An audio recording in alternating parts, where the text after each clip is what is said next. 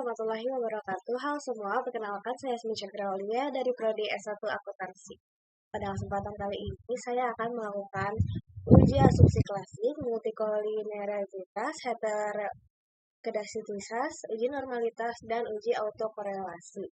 Nah, di sini saya mengambil 20 perusahaan kemasan yang ada di Bursa Efek Indonesia. Nah, selanjutnya variabel yang saya gunakan ini yaitu penjualan 2023, X1 total aset 2023, X2-nya total liabilitas 2023, dan X3-nya ini jumlah karyawan 2023. Ini saya mengambil judul pengaruh total aset, liabilitas, dan juga jumlah karyawan terhadap penjualan perusahaan. Di sini saya tadi sudah melakukan uji regresi. Selanjutnya saya akan melakukan uji normalitas. Uji normalitas ini dikatakan normal apabila nilai tingkat signifikansinya lebih besar dari 0,05. Nah, pertama kita bisa melihat dari tabel histogramnya dulu. Nah, di sini terlihat tabel histogramnya itu melengkung seperti lonceng. Tabel histogram melengkung seperti lonceng bisa dikatakan bahwa regresi ini bersifat normal. Dan selanjutnya bisa kita lihat dari plotnya ini. Plot bisa dikatakan normal bila titik-titik ini itu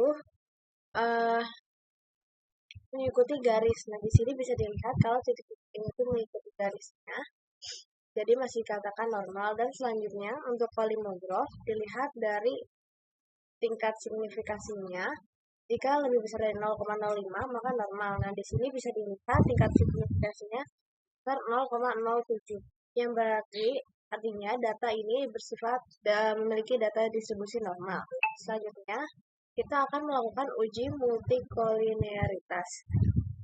Uji multikolinearitas ini menggunakan FIF atau Variable Inflection Factor. Ini ada di bagian koefisien, dan di sini ada statistik FIF. Nah, jika FIF di bawah 10 dan toleran di atas 10, maka tidak terjadi multikolinearitas. Nah, berdasarkan tersebut tabel ini diketahui bahwa X1 itu dan X2 adalah lebih dari 10, yaitu 10,155 dan 10,159. Sedangkan X3-nya itu 1,011, yang berarti kurang dari 10. Sedangkan tingkat toleransinya pada X1 dan X2 ini sebesar 0,098, sedangkan pada X3 ini sebesar 0,989. Maka dapat disimpulkan bahwa terjadi multikolinearitas pada variabel X1 dan X2 karena nilai FIF melebihi 10 dan nilai toleransinya kurang dari 0,10. Sedangkan variabel X3 tidak mengalami multikolinearitas karena memiliki nilai FIF kurang dari 10 dan nilai toleran melebihi 0,10. Nah, jadi hasil ini menunjukkan bahwa terdapat hubungan atau korelasi yang sangat kuat antara variabel X1 dan juga X2, sehingga informasi yang diberikan oleh kedua variabel cenderung saling tumpang tindih.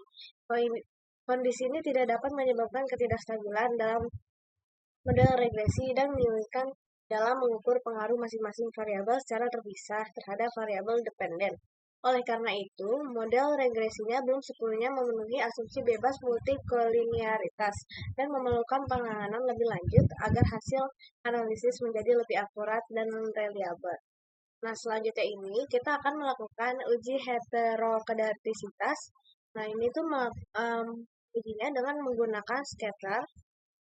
Nah, di sini bisa dilihat titik-titik pada grafik scatter plot ini terlihat menyebar secara acak dan tidak membentuk pola tertentu. Hal ini menunjukkan bahwa varian residual bersifat konstan pada setiap tingkat prediksi. Dengan demikian, dapat disimpulkan bahwa tidak terjadi heterokedastisitas sehingga mode regresi telah memenuhi asumsi homoskedastisitas dan hasil estimasi regresi dapat dipercaya.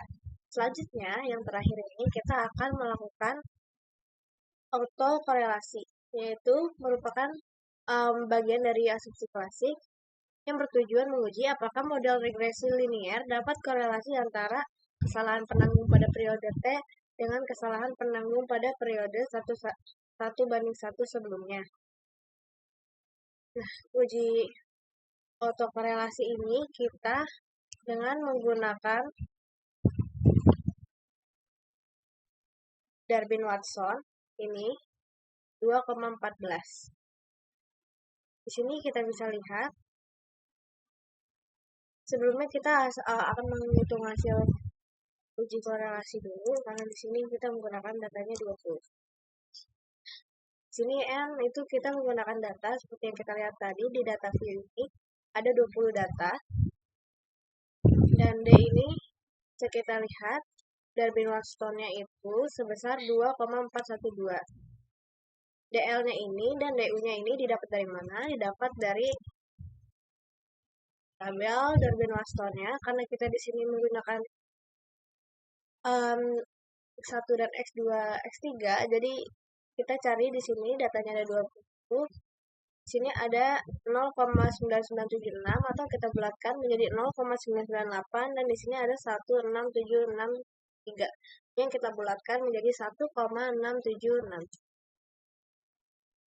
Ini jadi kita menggunakan pengambilan keputusan yang nomor 2 jika DU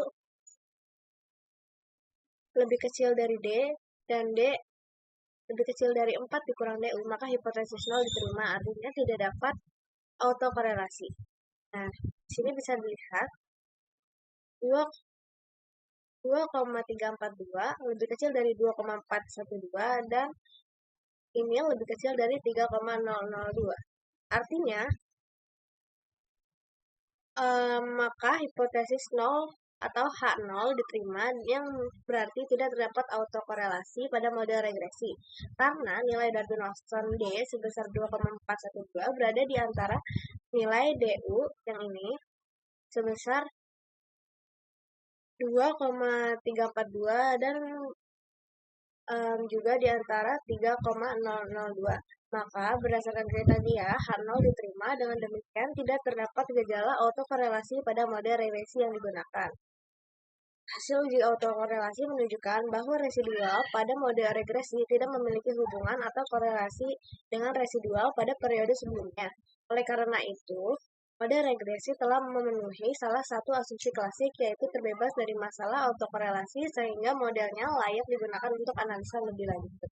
Sekian dari saya, kurang lebihnya maaf. Assalamualaikum warahmatullahi wabarakatuh.